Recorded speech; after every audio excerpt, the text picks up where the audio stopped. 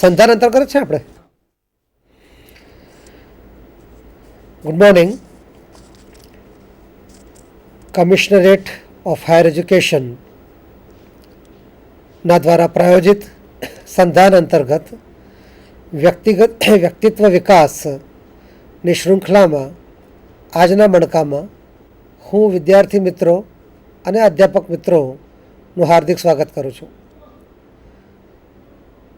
સ્વર્ણિમ ગુજરાતની આ સ્વર્ણિમ સવારે જ્યારે વિદ્યાર્થીઓની સામે પરીક્ષાઓ ખૂબ નજીકમાં આવી રહી છે ત્યારે મોટાભાગના વિદ્યાર્થીઓને સતત એવું લાગતું હોય છે કે પરીક્ષા એક સમસ્યા છે, એક પ્રોબ્લેમ છે, તૈયારી થઈ નથી, શું કરીશું?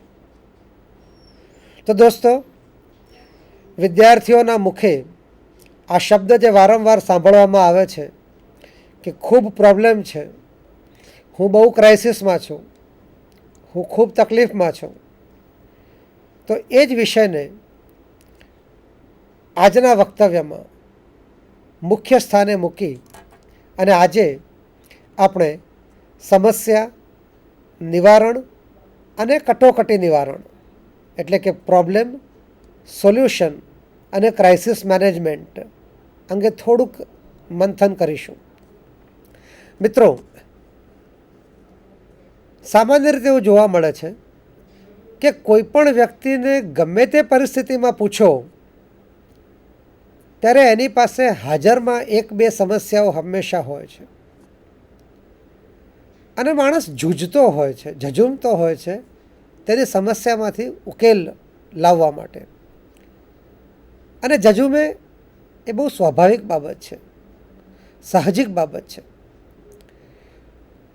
તો ખાસ કરીને વિદ્યાર્થી અવસ્થામાં યુવાનોમાં પ્રવર્તતી સમસ્યાઓ અંગે જો આપણે જોઈએ તો મિત્રો, ખાસ તો સૌથી પહેલાં એક વસ્તુ સમજી લો કે જેવી રીતે સુવર્ણ એ અગ્નિમાં તપીને જ શુદ્ધતા પામી શકે છે, તેવી રીતે વ્યક્તિત્વનો નિખાર અથવા તો પર્સનાલિટી ડેવલપમેન્ટ ત્યારે જ થઈ શકે કે જ્યારે તમારી પર્સનાલિટી, તમારું વ્યક્તિત્વ, તમે વ્યક્તિ તરીકે પોતે સમસ્યાઓમાંથી પસાર થાઓ અથવા તો કહી શકાય સમસ્યાઓ તમારામાંથી પસાર થાય અને એમાંથી બહાર નીકળો, તો જ વ્યક્તિત્વનો સાચો નિખાર આવી શકે છે.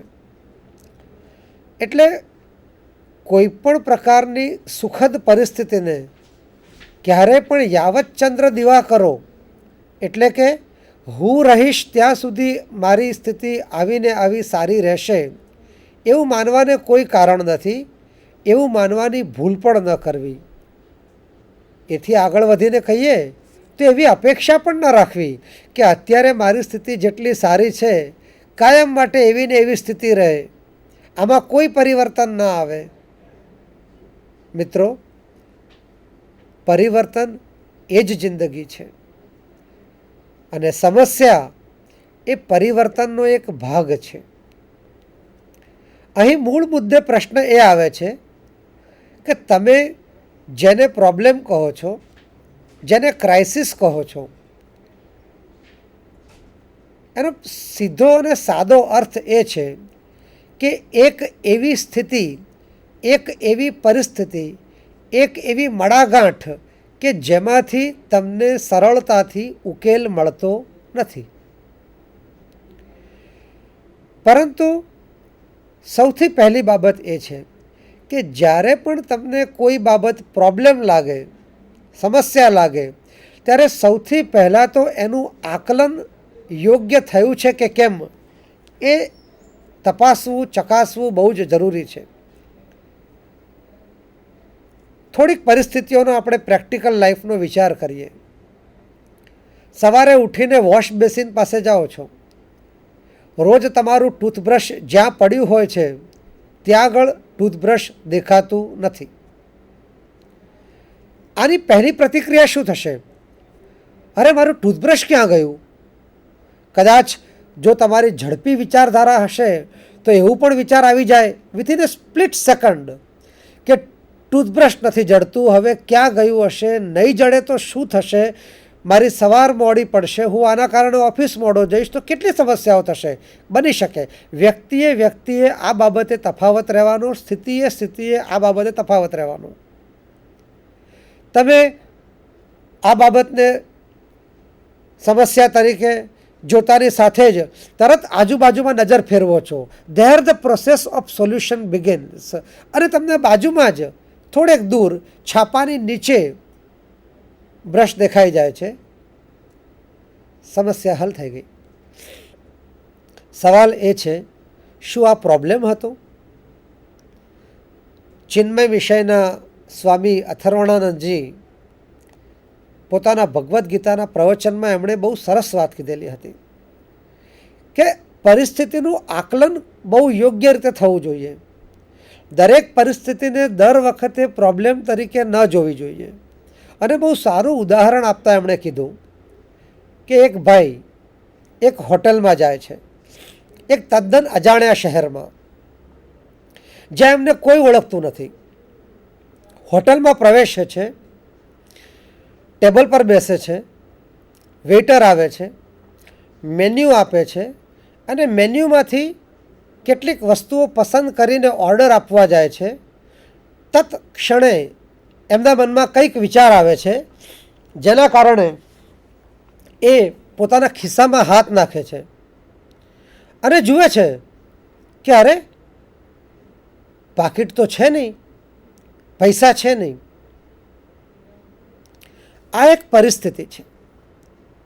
આ માત્ર એક પરિસ્થિતિ છે, કદાચ એક વિષમ પરિસ્થિતિ છે. ગભરાઈ જવાની જરૂર નથી. એનો ઉકેલ તરત આવી શકે છે. આપ ત્યાંથી ઊભા થઈ જાઓ છો, નીકળી જાઓ છો, સોરી કહીને નીકળી જાઓ છો.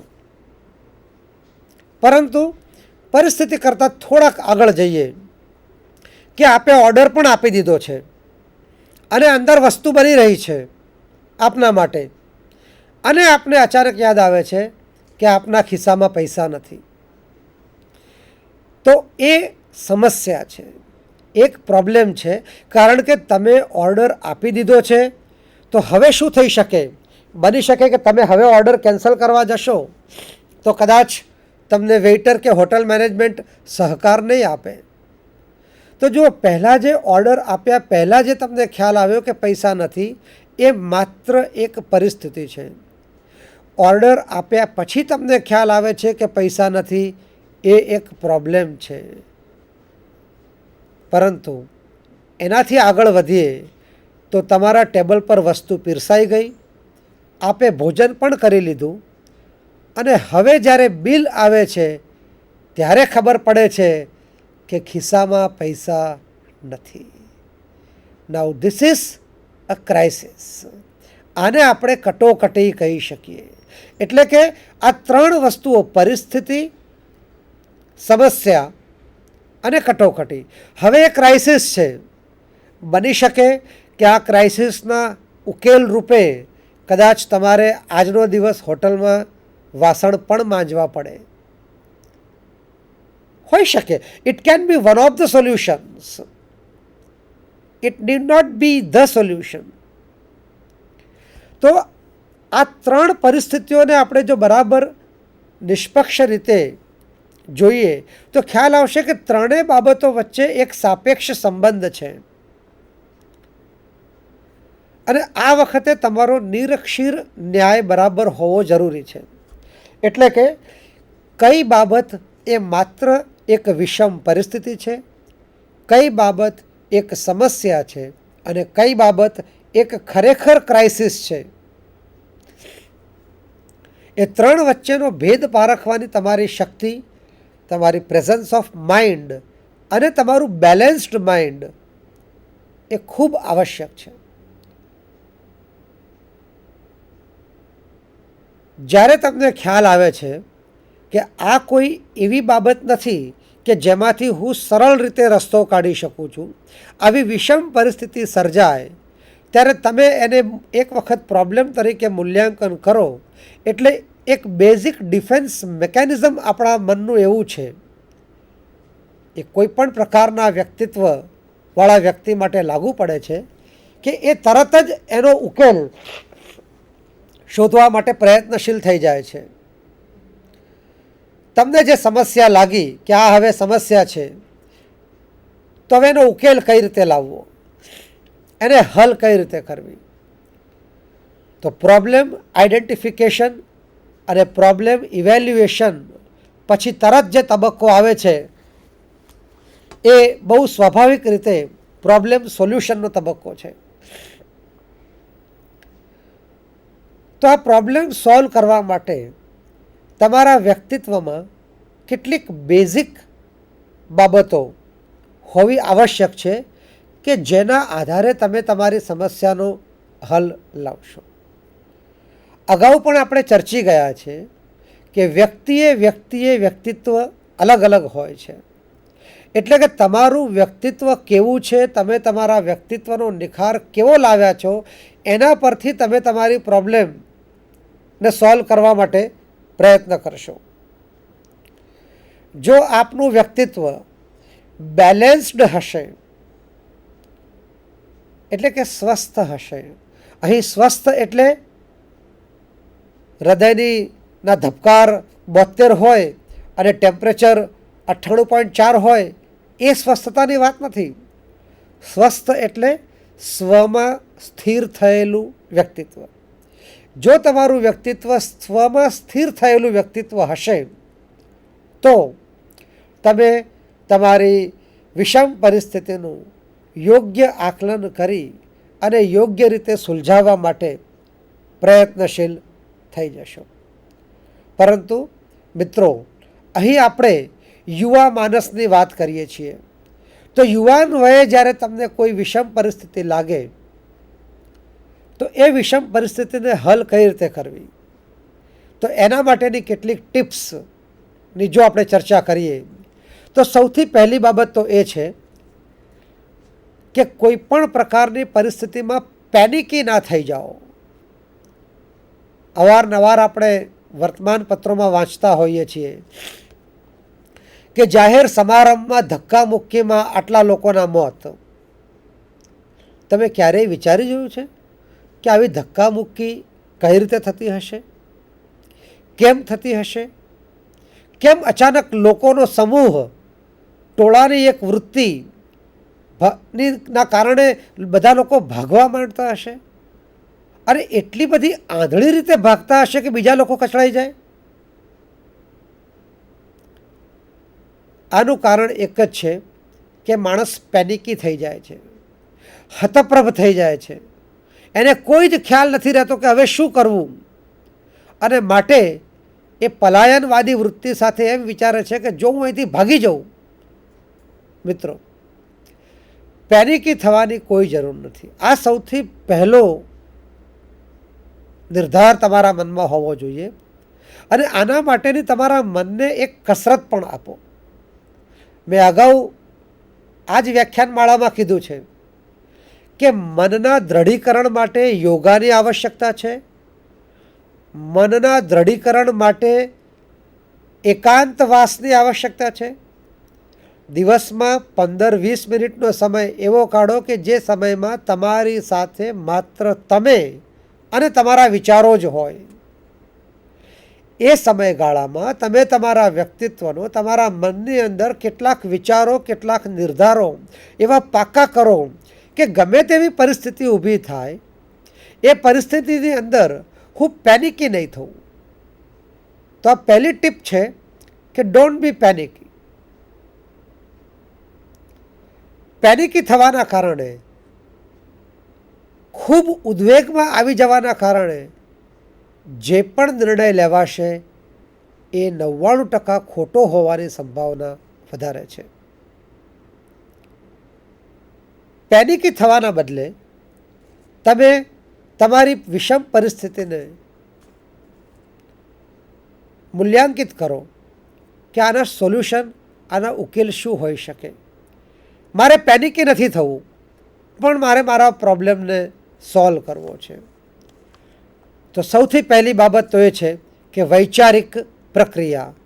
આના ઉકેલ માટે આપના મનની અંદર એક વૈચારિક પ્રક્રિયા શરૂ થઈ જવી જોઈએ, અને આ વૈચારિક પ્રક્રિયા ત્યારે જ થઈ શકે કે જો તમારું મન તર્કબદ્ધ હોય.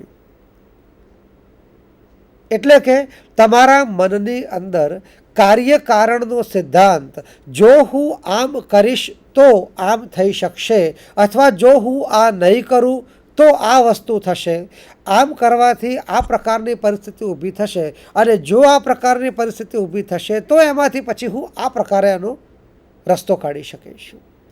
આવો એક કાર્યકારણનો સિદ્ધાંત જો તમારા મનમાં વિકસ્યો હશે, અને એને વિકસાવવો પડે, તો એ કાર્યકારણના તર્કને અમલમાં મૂકી એક વૈચારિક પ્રક્રિયા શરૂ કરી દો. ધીમે ધીમે કાર્યકારણનો સિદ્ધાંત સ્વયં તમને તમારી સમસ્યાના ઉકેલ તરફ લઈ જશે, કે જો હું આમ કરું, અચ્છા આ કરીશ તો એના પછીનું સ્ટેપ શું હોઈ શકે, ઓકે પછી મારે આ કરવું પડશે, એ થશે પછી મારે શું કરવું પડશે. તો એ તમને ધીમે ધીમે તમારી સમસ્યાના ઉકેલ તરફ લઈ જશે. એટલે કે લોજિકલ માઇન્ડસેટનો ઉપયોગ કરવો, એને આપણે અહીંયા આગળ બીજી ટીપ તરીકે કહીશું. ત્રીજી બાબત આવે છે કે જે સમસ્યા તમે સામનો કરી રહ્યા છો, ભાગ્યે જ એવું હશે કે દુનિયાના તમે પહેલા વ્યક્તિ હશો કે જે એ સમસ્યા નો સામનો કરી રહ્યો હશે. આ પહેલાં આ પ્રોબ્લેમ